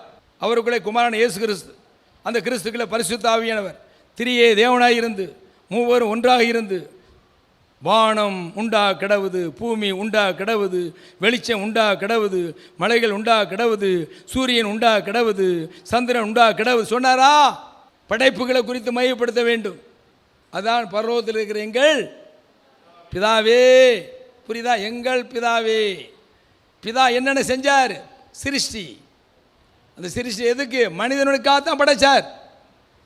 அதுக்காக நம்ம தேவனை மையப்படுத்த வேண்டும். நம்பர் 1. 2வது, எங்களுக்காக இன்னைக்கு என்ன வேண்டிய ஆகாரோ அதை தாங்க, அதை ஜெபம் பண்ணணும். இப்போ முதலாவது தேவனுடைய ராஜ்யத்தை தேடுங்கள் சொன்னார்ல, அப்பொழுது எல்லாம் உங்களுக்கு அதில் வந்துடுது. 3வது, அப்போ முதல்ல தேவனுடைய மகிமை, 2வது ஆகாரம், 3வது 14-15 என்ன எழுதியிருக்காரு? மனிதருடைய தப்பிதங்களை நீங்கள் அவர்களுக்கு மன்னித்தால், நம்ம மனதார மன்னிக்கணும், உங்கள் பரமபிதா உங்களுக்கு மன்னிப்பார். உங்களுக்கு மன்னிப்பார். இப்போ மனிதர்களை மன்னிப்பு என்ன மன்னிச்சுக்கிட்டே இருக்கணும். அதான் கேட்டேன், ஆண்டவரே என் சகோதரன் எத்தனை தவணை எனக்கு ரொம்ப டிஸ்டர்ப் பண்ணிக்கிட்டு இருக்கேன், எத்தனை நேரம் மன்னிக்கணும்னு கேட்குறாப்புல. என்ன சொன்னார்? 7 இல்லை 7. அப்போ ஒரு நாளைக்கு 7-70 பேர் என்ன கணக்கு பண்ணுங்க ஐயா. 490 வச்சுங்க நம்ம கணக்கு படி. 7 490 தப்பு தான் செஞ்சாருன்னா 490 என்ன செய்யணும்? மனுஷி தான் ஆகணும் அடுத்த நாள். ஏன்னா ஆண்டவர் சொல்லிட்டார், நான் எப்படியா பரலோகம் போகணும். அதனால் என்னுடைய எதிரியோ, என்னுடைய சொந்தக்காரனோ, உறவுகளோ, நண்பர்களோ, விசுவாசிகளோ என்ன பண்ணாலும் நான் என்ன செய்யணும்? ஐயா சொல்லுங்கள், என்ன பண்ணணும்? மன்னிச்சு தான் ஆகணும். ஏன்னா ஏசுனார் மன்னிச்சிட்டாரு, பிதா மன்னிச்சிட்டாரு. நான் மன்னிக்க மாட்டேன், நம்ம பாவத்தை மன்னிக்க மாட்டார். அடுத்து 3வது என்ன? அதான் பார்த்துட்டேன், மன்னிப்பு. இப்போ மன்னிப்புக்காக மன்றாடணும். என்ன ஆண்டவரே இவ்வளவும் செய்தி கேட்டேன், என்ன அறியாமல் அந்த நபரை பார்த்தாலே எனக்கு என்ன ஆயிடுது? சொல்லுங்க, மனசே வரல மன்னிக்கிறதுக்கு. அப்பா நான் இப்படியா பரலோகம் வரணும். அப்போ நான் என்ன சொல்கிறேன்? எதுக்குமே ஜெபம் பண்ணாத. மன்னிப்பு கிடைக்கிறது நான் பிறரை மன்னிப்பதற்குன்னு ஒரு இறுதியம் வர்றது வரைக்கும் இந்த கருத்துக்காக தான் ஜெபம் பண்ணுவேன். வேறு எதுக்கும் ஜெபம் பண்ண மாட்டேன். ஆண்டவரோட ஸ்ட்ரைக் பண்ணு. ஆண்டவர் தருவார், தர மாட்டாரா? கொடுப்பார். போராடி ஜெபிக்கணும். யாக்கோபு போராடி ஜெபம் பண்ணாப்புல. அண்ணா போட்டு தள்ளதுக்கு வரேன், ஆண்டவரே என் அண்ணன் என்னை மன்னிக்கணும் ஆண்டவரே, நான் செஞ்சது தப்பு. அண்ணனை ஏமாத்தினேன், அப்பா ஏமாத்தினேன், மாமனை ஏமாத்தினேன், இப்போ உண்மை ஏமாற்ற முடியாது. நானும் பேரோட என்னை போட்டு தள்ள போகிறேன். அவன் என்னையை பார்த்து வேணா மன்னிக்கணும் ஆண்டவரேன்னு வந்துட்டான். லேலுயா. அப்போ இவன் கர்த்தரத்தில் மன்னிப்பு கேட்ட உடனே இவனை போட்டு தள்ளுறவன் வரவன் வந்தனை பார்த்தா அவனை மன்னிக்கிறான் பாருங்க. லேலுயா. பிறரை கண்டிப்பாக மனதார மன்னிக்கணும். இது இயேசு நான் சொல்லிக் கொடுத்தது நம்மளுக்கு. அது எதில்? கர்த்தர் கற்பித்த ஜெபம். அடுத்து என்னது? 5வது இல்லை மன்னில சாரி 4வது மன்னிப்புக்கான மன்றாட்டு. 4வது நம்ம சொல்கிறதுலாம் ஜெபத்தினுடைய உள்ளே போகலப்பா, மேலோட்டமாக ஒரு இன்ட்ரடக்ஷன் சொல்லிட்டு போகிறேன், மணி ஆகுது. 4வது சோதனைகளே எங்களை மேற்கொள்ளாமல் இருப்பதற்கு. அடுத்து தீமை ஏற்கனவே சொன்னேன், மனுஷன் மூலமாக வரும், இன்னொன்று யார் மூலமாக வரும்? சாத்தான் மூலமாக வரும். இதில் நீங்கள் தாப்பா காப்பாற்ற முடியும், வேறு யாருமே என்னை காப்பாற்ற முடியாதாப்பா அப்படின்னு கால ஜெபத்தில் அப்படி விழுந்துறேன் அவர் பாதத்தில். ஆண்டவரே மனிதர் மூலமாக, சாத்தான் மூலமாக, கண்கள் மூலமாக இச்சைகளை கொண்டு வருவான், பரிசுத்த குலைச்சல் உண்டாக்குவான். வேலை பார்க்குற இடத்துல யோசேப்புக்கு வந்துச்சா இல்லையா? நம்ம யோசேப்புக்கு வந்துச்சா இல்லையா? இப்படி பல இடங்களிலே நாம் பாவத்தை செய்வதற்கு அந்த பிசாசு அப்படி வரும், கொண்டு வருவான். ஏன் இயேசு கிறிஸ்துவை ஊழியம் செய்வதற்கு வனாந்தரத்துக்கு போகும் பொழுது 40 நாள் முடித்த உடனே 3 முறை பிசாசு அவரை சோதித்தானா இல்லையா? அந்த சோதனையில் எப்படி ஜெயித்தார்? வார்த்தையை கொண்டு தானே ஜெயித்தார். இப்போ நம்மளுக்கு ஆண்டு என்ன சொல்கிறாரு? நீ ஜெபம் பண்ணு, உன் ஜெபத்தை கேட்டு நான் உன்னை காப்பாற்றங்கிறார். காலையில் இதுதான் என் ஜெபம் பண்ணணும். ஆண்டவரே, எனக்கு சாத்தான் வைத்திருக்கிற கண்ணிகள்லாம் உமக்கு தெரியும், அந்த கண்ணியில் விழுந்து விடாதபடி நீர் என்னை காப்பாற்றும். பிரயாணத்தில் போகிறோம், விபத்து ஏற்படக்கூடாது, சரீரத்தில் பயங்கரமான வியாதிகள் வருது, அதெல்லாம் சிக்கக்கூடக்கூடாது, பொருளாசை பண ஆசை எனக்கு வந்து விடக்கூடாது. என்னென்னு அந்த நேரத்தில் ஆவியான சொல்கிற அது பூரா ஆண்டவர்கிட்ட கேட்டு, இதன் மூலமாக பிசாசு வைத்திர கண்ணியிலே நான் விழுந்து போயிடக்கூடாதாப்பா, நீங்கள் தான்ப்பா காப்பாற்றணும், நீங்கள் தான் எனக்கு அரண் கேடகம் துருகம் கோட்டை எல்லாம் நீங்கள் தான்ப்பா அப்படின்னு சொல்லி நம்ம மன்றாட வேண்டும். அல்லேலூயா. இதெல்லாம் காலை ஜெபத்தில் செய்யணும். கர்த்தர் கற்பித்த ஜெபம். தீமை நின்று தீயவன் சாத்தான் அவனுடைய சூழ்ச்சிகள், நம்ம நல்லா இருக்கிறது அவனுக்கு பிடிக்காது. மனிதர்கள் அதுவும் பொறாமப்படுவாங்க, எரிச்சல் படுவாங்க. இல்லைன்னா போய் மந்திரவாதம் பண்ணி அவன் இப்படி பயங்கரமாக வாழ்கிறான், இல்லை அவன் ஊழியத்தை அழிக்கணும், மந்திரம் பண்ணு அப்படின்ட்டு. நம்ம சரியாக இருந்தோம்னா அந்த மந்திரங்கள் நம்மளை, மந்திரவாதி ஆவி நம்மளை தாக்கவே தாக்காது. ஏன்னா காலை வேளையில் எங்கேயோ போட்டுட்டேன், சுவிட்சை போட்டுட்டோம். அல்லேலூயா. கனெக்ஷன் கரெக்டாக இருக்கணும். இப்போ அந்த கரண்ட் இருக்குது, இப்படி போகுது, லேசாக கொஞ்சம் சவுண்டை குற, என் சவுண்டை குற. அல்லேலூயா. இந்த தொடர்பு சொல்ல, அந்த கனெக்ஷன், அது மாதிரி நம்ம பாவங்கள் தான் கர்த்தருக்கும் நம்மளுக்கும் கனெக்ஷனை வெட்டுது.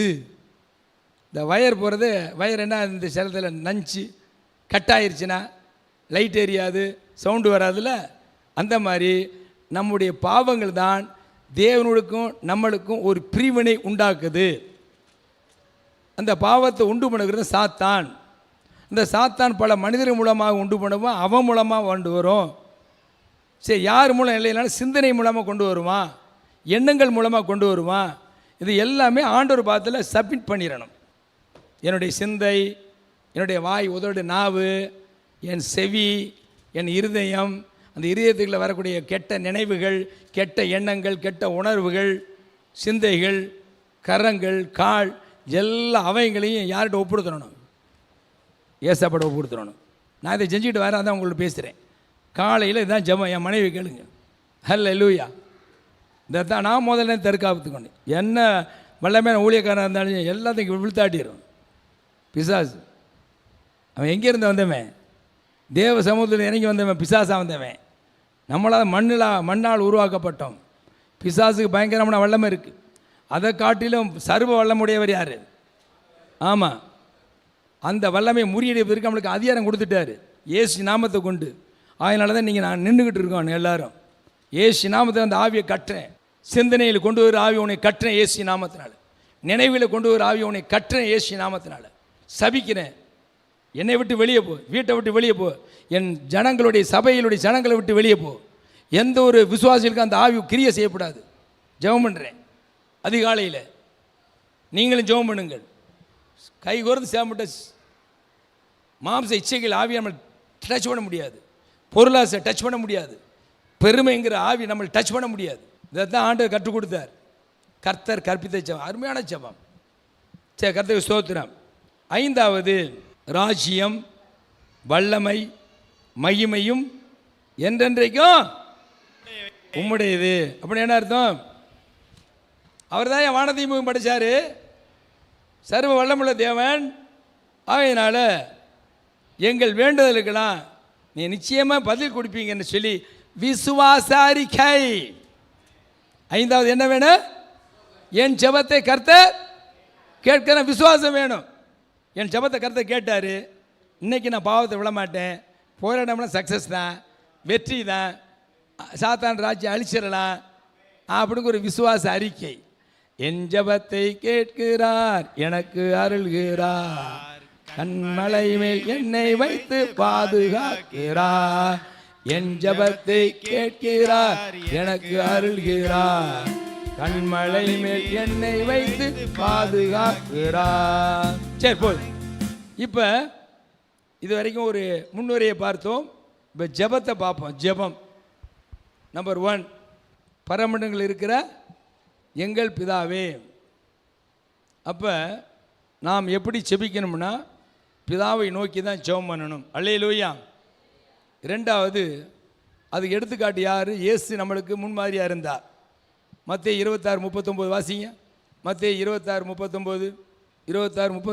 சற்று அப்புறம் போய் முகங்குப்புற விழுந்து, என் பிதாவே, இந்த பாத்திரம் என்னை விட்டு நீங்க கூடுமானால் நீங்கும்படி செய்யும். அப்ப ஆண்டவர் எப்படி ஜெபம் பண்றாரு? தன்னுடைய மரணத்துக்கு ஒப்பு கொடுக்கிறாரு பிதா.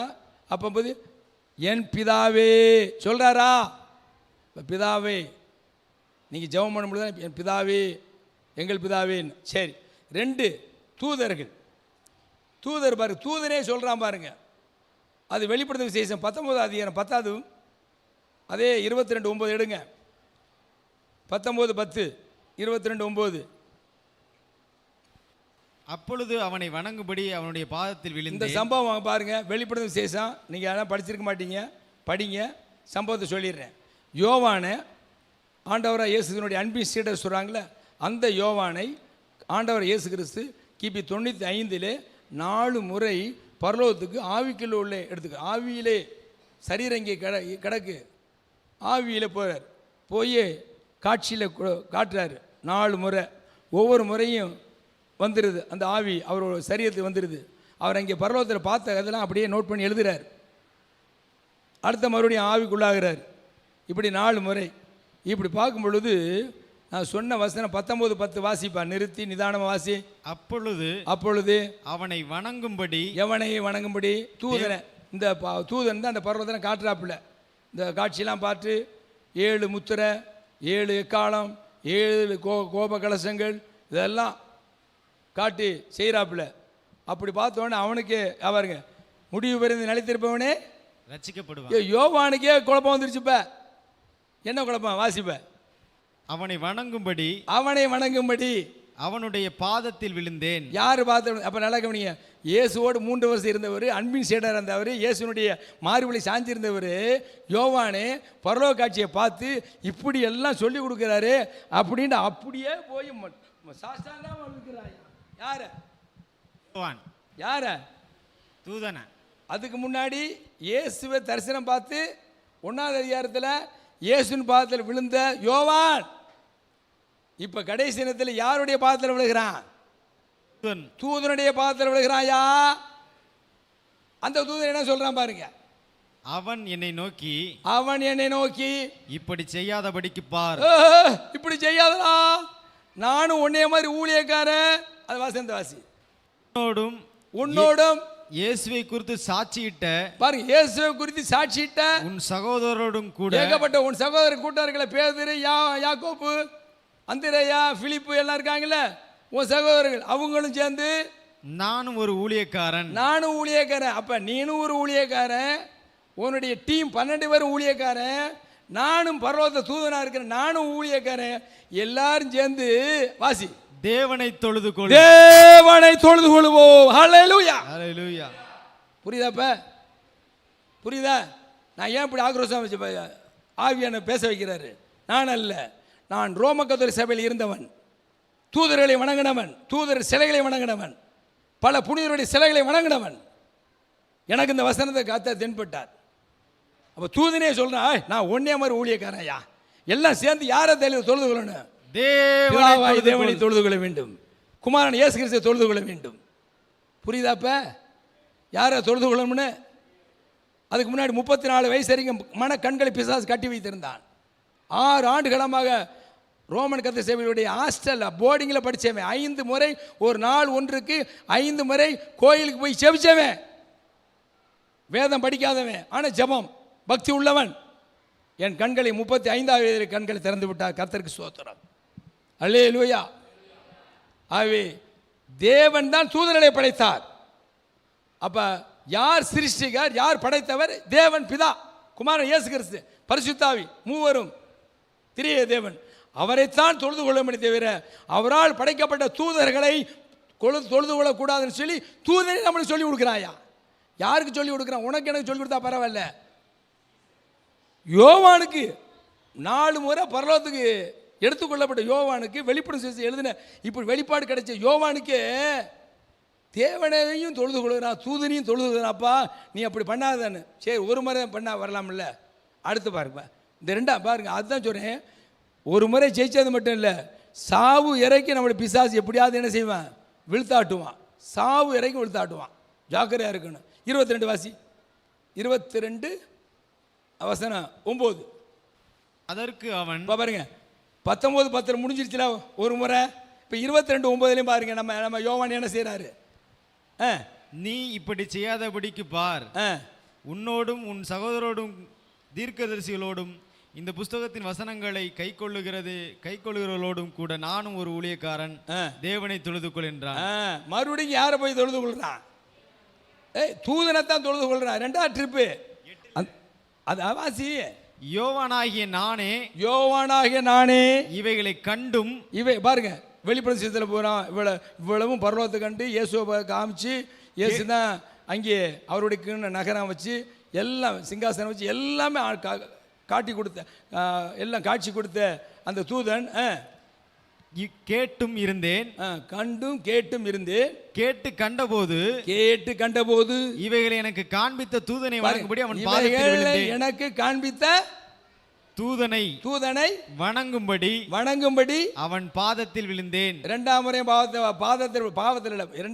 பாதத்தில் விழுந்தா, அந்த விழுந்தவனுக்கு ஆண்டவர் இரக்கம் பாராட்டி என்ன சொல்றான் பாருங்க. இப்ப அதற்கு அவன் நீ இப்படி செய்யாதபடிக்கு பார், உன்னோடும் உன் சகோதரரோடும் தீர்க்கதரிசிகளோடும் இந்த புஸ்தகத்தின் வசனங்களை கைக்கொள்ளுகிறவர்களோடும். அப்ப கைக்கொள்ளுகிற யாரு? விசுவாசிகள் எல்லாரும் சேர்ந்து, நானும் ஒரு ஊழியக்காரன், உங்களை மாதிரி ஊழியக்காரன், தேவனை தொழுது கொள். வாங்கடா எல்லாரும் தேவனை தொழுது கொள்ளும் சொல்றான்.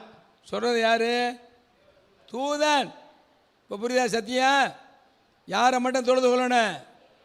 பிதா, குமாரன், பரிசுத்த திரிய தேவனை மட்டும்தான் நம்ம தொழுக வேண்டும். அவரை தான் நம்ம என்ன செய்யணும்? கையெடுத்து சேவிக்க வேண்டும், ஆராதிக்க வேண்டும். அல்லேலூயா. மற்ற யாரும் என்ன செய்யக்கூடாது. அடுத்து சங்கீதம் 121 1-2 சங்கீதக்காரன் எழுதுறான் பாருங்க. எனக்கு ஒத்தாசை வரும் பரலோகத்திற்கு நேராக என் கண்களை ஏறெடுக்கிறேன். உங்க கண்கள் எங்கே ஏறெடுக்க வேண்டும்? வானத்தையும் பூமியும் படைத்த கர்த்தரிடத்திலிருந்து எனக்கு ஒத்தாசை வரும். அப்ப நம்ம கண்களை எங்கே ஏறெடுக்கணும் சொல்லுங்க? பரலோகத்துக்கு நேராக கண்கள் ஏறெடுக்கணும். நம்முடைய முன்னோர்கள் எனக்கு கற்றுக் கொடுத்த மாதிரி, எங்கள் வீடு பார்த்தீங்கன்னா இப்போ இது மாதிரி பீடம் இருக்கும். அதில் ஏகப்பட்ட படங்கள், ஏகப்பட்ட சிலைகள், ஏகப்பட்ட புனிதர்லாம் வச்சுருப்பாங்க. அதுக்கு ராத்திரி 153 மணி ஜெபமாலை சொல்லுவான். உண்டு தானே? 153 நாள் ஜெபமாலை 1 மணி நேரம் 1.5 மணி நேரம் இழுக்கும். நாங்கள் பூசைக்கு போகிறதுக்கெல்லாம் எங்கள் பஸ் வசதி இல்லை, கிராமம். நாங்கள் மட்டும் தான் கிறிஸ்தவங்க. பூசை மந்தம் சொல்லுவோம், அது 2-3 மணி நேரம் இழுக்கும். இப்படிலாம் வளர்ந்தவங்க. எதுக்கு முன்னாடி உட்காந்துருந்தான்? விற்கிறதுக்கு முன்னாடி, சிலைகள் சுருவத்துக்கு முன்னாடி. ஆனால் யாத்திராமம் 20 அதிகாரம் 3-4 வசனத்தில் நீங்கள் வீட்டில் போய் குறித்து எழுதுங்க. மேலே வானத்தின் கீழே பூமியிலும் கீழே எல்லாருடைய தண்ணீருக்கு ஒப்பான ஒரு சொருபத்தையாலும் விக்கிரத்தையாலும் நீ உனக்கு உண்டாக்க வேண்டாம், சேவிக்க வேண்டாம், அதை நமஸ்கரிக்கவும் வேண்டாம். அப்படி செஞ்சினா 3-4 தரம் வரைக்கும் நான் எரிச்சொல்ல தேவனுங்கிறார். சரி, போகட்டும், இதெல்லாம் கடுமையாக இருக்குது. சரி, புலம்பல் 3:41 என்ன செய்ய தெரியுமா? புலம்பல் 3:41 கண்ணோட மட்டும் இருக்கக்கூடாதுப்பா, நம்ம கையையும் ஏறெடுக்கணும்ப்பா, நம்ம இருதயத்தையும் ஏறெடுக்கமான அங்கே எரேமியாவுக்கு ஆண்டவர் வெளிப்படுத்துகிறார். வாசி. புலம்பல் நம்முடைய கைகளோடும் கூட, நாம் கைகளோடும் கூட நம்முடைய இருதயத்தையும் பரலோகத்தில் இருக்கிற தேவனிடத்திற்கு ஏறெடுக்க கடவோம். கண்ணையும் பரலோகத்தை ஏறெடுக்கணும், கையையும் ஏறெடுக்கணும், இருதயத்தையும் ஏறெடுக்கணும். அல்லேலூயா. யாருக்கு முன்னாடி? தேவனுக்கு முன்னாடி. இதான் ஜெபம் பண்ணுற ஒரு முறை. அடுத்து எல்லா விசுவாசிகளுக்கும் நம்ம ஆண்டவர் யாரு? அன்புள்ள தேவன். சொல்லுங்க, யாருக்கு? எரிச்சொல்ல தேவன். அது ஒன்று இருக்குல்ல, எரிச்சொல்ல தேவன். 12:29, 12:28, எபிரேயர் 12:28-29. நாம் தேவன் பட்சிக்கிற அக்கினி அப்படிங்கிறார். நம் தேவன் பட்சிக்கிற அக்கினி. பட்சிக்கிற அக்கினினாரு சுரூபங்களையும் சிலைகளையும் அந்நிய நுகமாகிய புறஜாதி மக்கள் எப்படி வழிபடுறாங்களோ அப்படி வழிபட்டால் அந்த வழிபடுற முறையிலே ஜெபம் பரலோகத்துக்கு போகாது. தேவனுக்கு கோபந்தான் வருமொழிய அன்பு வராது. அல்லேலூயா. எவர்கள் மீது அன்பு வரும்? என் கற்பனைகளை கைகொள்ளுவர்களுக்கு 1000 தலைமுறை மட்டும். அப்போ என்னன்னா நம்ம செத்து போன பிற்பாடு நம்ம பிள்ளை வளர்ந்து பிற்பாடு அது சந்ததி சந்ததி சந்ததி சந்ததி பூரா ஆண்டவருடைய அன்பு இருக்கும். அவருடைய கற்பனையின்படி ஜெபம் பண்ணணும், கற்பனைப்படி வாழணும். அல்லேலூயா. ஆகவே தகப்பன் பிள்ளை விரும்புகிறதை தகப்பன் கொடுக்கிறது போல நாம் தேவனுக்கு பிள்ளையாக இருக்கிறோம், தேவனுக்கு புத்திரராக இருக்கிறோம். ஆகவே நாம் விரும்புகிறதை கர்த்தர் நிச்சயம் கர்த்தர் கொடுப்பார். அல்லேலூயா. ஆனால் அதே நேரத்தில் எபிரேயர் 4:13 வாசிங்க. அவருடைய பார்வைக்கு மறைவான சிருஷ்டி ஒன்றுமில்லை. பாருங்க, அவருக்கு பார்வைக்கு மறைவான சிருஷ்டியே இல்லை, எல்லாமே வெளியரங்கமாக இருக்கு, ஒன்றும் மறைக்க முடியாது. சகலமும் அவருடைய கண்களுக்கு முன்பாக நிர்வாணமாயும் வெளியரங்கமாயும் இருக்கிறது. அவருக்கே நாம் கணக்கு ஒப்புவிக்க வேண்டும். அவருக்கு தான் கணக்கு ஒப்புவிக்க. அப்போ நியாய தீர்ப்பு. இப்போ நியாய தீர்ப்பு நீ எப்படிப்பா என்னோட உறவாடுன? என் கற்பனையின்படி என்னோட உறவாடினியா, ஜெபம் பண்ணியா? இல்லை எவனோ ஒருத்தன் முற்பிதாக்கள் எவனோ சொல்லி கொடுத்துருப்பான் மனித கற்பனை, அதுலேயும் ஜெபம் பண்ணியா? ஆண்டவர் கேட்பார்ல. அல்லேலூயா. இன்னமும் சொல்கிறேன், இந்த தூதன்னா உங்களுக்கு நான் ஒரு தூதனாக இருக்கிறேன். நீங்கள் ஊழியக்காரனை நீங்கள் என்ன செய்ய கனப்படுத்தின மொழியை கும்பிடக்கூடாது. இன்றைக்கி நிறையா ஊழியக்காரர்கள்லாம் நிறைய மக்கள் என்ன பண்ணுறாங்கன்னா இயேசுவை விட ஊழியக்காரனை தான் கும்பிட்றாங்க. இவங்க ஜெபம் பண்ணால் கேட்க மாட்டாங்களா? அந்த ஊழியக்கார் ஜெபம் பண்ணால் தான் கேட்பாருன்ட்டு அந்த ஊழியர்கிட்ட போய் ஜெபம் பண்ணுறது. இவர் சொன்னால் மாம்சம் யாவருக்கு நான் தேவனாக இருக்கிறேன், நீ யாருனாலும் என்னை நோக்கி கூப்பிட உனக்கு தாரணும் ஆண்டவர் சொன்னார். ஆனால் ஆண்டவர் விட்டுவிட்டு யார் மேலே நம்பிக்கை வைக்கிறாங்க? ஊழியக்காரன் வச்சு இவங்க ஜெபம் பண்ணால் தான் கர்த்தர் கேட்பாராம். ஒரு பாவி ஆண்டவர் பாவி என் பாவத்தை மன்னின்னு கேட்குற ஒரு பாவிக்கு கர்த்தர் மனம் இறங்குனா தகப்பனுடைய பிள்ளைக்கு இறங்காமல் இருப்பாரோ? இறக்கம் காட்டுவார்.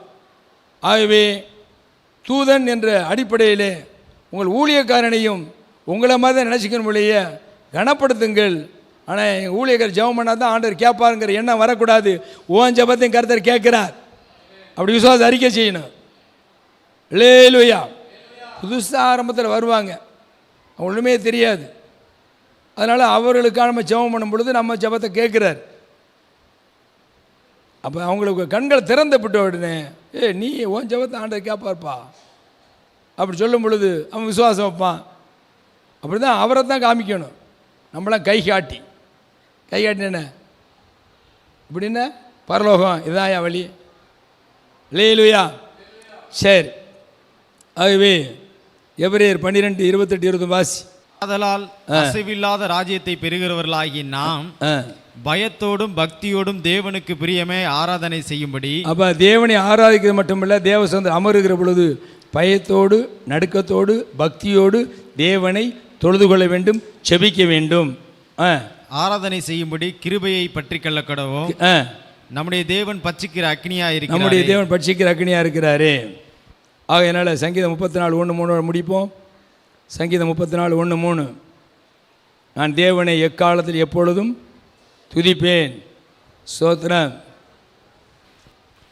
கர்த்தரை நான் எக்காலத்திலும் ஸ்தோத்தரிப்பேன். கர்த்தரை நான் எக்காலத்திலும் ஸ்தோத்தரிப்பேன். அவர் துதி எப்போதும் என் வாயில் இருக்கும். அவர் துதி எப்பொழுதும் என் வாயில் இருக்கும். கர்த்தருக்குள் என் ஆத்மா மேன்மை பாராட்டும். கர்த்தருக்குள் என் ஆத்மா மேன்மை பாராட்டும். சிறுமைப்பட்டவர்கள் அதை கேட்டு மகிழ்வார்கள். என்னோட கூட கர்த்தரை மகிமைப்படுத்துங்கள். என்னோடு கூட கர்த்தரை மகிமைப்படுத்துங்கள். இதுதான் பரலோகத்தில் இருக்கிற எங்கள் பிதாவே அப்படிங்கிற ஜெபத்தில் இன்றைக்கி அதை இன்ட்ரோடக்ஷனை பார்த்தோம். கடைசி ஒரு வசனம் எபேசியர் 1:3. மனிதனை அவர் வைத்திருக்கிற அனைத்து ஆசீர்வாதங்களும், அந்த அனைத்து ஆசீர்வாதங்களும் உன்னத ஆசீர்வாதமும் பூமிக்குரிய ஆசீர்வாதமும் எல்லாம் உண்டுங்கிறார். வாசி. நம்முடைய கர்த்தராகிய இயேசு கிறிஸ்துவின் பிதாவாகிய தேவனுக்கு ஸ்தோத்திரம். இயேசு கிறிஸ்துவின் பிதாவாகிய தேவனுக்கு ஸ்தோத்திரம். அவர் கிறிஸ்துவுக்குள் உன்னதங்களிலே ஆவிக்குரிய கிறிஸ்துவுக்குள், பார்த்தீங்களா, கிறிஸ்துவுக்குள் யார் இயேசு கிறிஸ்துவை ஏற்றுக்கொண்டு அவர் மூலமாக பிதாவை தேவனை தொழுது கொள்கிறோமோ அவருக்குள்ள என்ன இருக்கான்? உன்னதங்களிலே ஆவிக்குரிய சகல ஆசீர்வாதத்தினாலும், ஸ்பிரிச்சுவல் பிளஸிங், ஆவிக்குரிய சகல ஆசீர்வாதம், கிருபை, ரட்சிப்பு, பரிசுத்தனுடைய அபிஷேகம், வரங்கள், கனிகள், வல்லமைகள், சுகம், எல்லா ஆசீர்வாதமும் எங்கே இருக்கு? கிறிஸ்துவுக்குள்ள இருக்கு. அவர் உன்னதத்தில் இருக்கிறார். அந்த ஆசீர்வாதத்தை சொல்லு. உன்னதங்களிலே ஆவிக்குரிய சகல ஆசீர்வாதத்தினாலும் நம்மை ஆசீர்வதித்து, நம்மளை சகல ஆசீர்வாதம் இருக்கிறார். எழுந்துருங்க. அந்த ஆசீர்வாதம் பெற்றிருக்கிறோம். பெறாதவர்கள் புதுப்பித்துக் கொள்ளுங்கள். தேவன் உங்களை ஆசீர்வதிப்பார். அல்லேலூயா, அல்லேலூயா. ஒப்பு கொடுப்போமா? ஸ்தோத்திரம். ஜூலிஸ்ட் இருக்காங்களா? வாங்க வாங்க வாங்க. கொஞ்ச நேரம் ஒப்பு கொடுங்க. அதிகாலையில் நம்ம ஜெபம் பண்ணணும். பரமண்டல இருக்கிற பிதாவை ஜெபத்தை நம்ம ஒரு முன்னோட்டமாக ஆவியை நம்மளுக்கு கற்றுக் கொடுத்திருக்கிறார். வரும் நாட்களிலே ஒவ்வொரு பகுதியாக தியானிப்பதற்கு கர்த்தர் கிருபை பாராட்டுவாராக. எல்லாம் ஒப்பு கொடுப்போம். என் ஆத்மாவே கர்த்தரை ஸ்தோத்திரி, முழு உள்ளமே அவருடைய பரிசுநாமத்தை ஸ்தோத்திரி. என் ஆத்மாவே கர்த்தரை ஸ்தோத்திரி, கர்த்தர் செய்து வருகிற சகல வரனை மறவாதி. ஆமென். பிதா இதனுடைய அன்பும் கர்த்தராகிய இயேசு கிறிஸ்து கிருபையும் பரிசுத்த ஆவியினுடைய அந்யோன்ய ஐக்கியமும் நம் அனைவருடன் எப்பொழுது சதா இருப்பதாக. ஆமென். இந்த செய்தி பெற்றிருப்பீர்கள் என்று நாங்கள் நம்புகிறோம். தொடர்ந்து உங்களுக்காக ஜெபிக்கவும் ஆலோசனை வழங்கவும் எங்களோடு நீங்கள் தொடர்பு கொள்ள வேண்டிய முகவரி: பாஸ்டர் ஆர். ஆரோக்கியம், 195 KLKS நகர், புதுக்கோட்டை 622001. தொலைபேசி எண் 043222666788. கைபேசி எண்கள் 9842198101 மற்றும் 9750190988. கர்த்தர் தாமே உங்களை ஆசீர்வதிப்பாராக. ஆமேன்.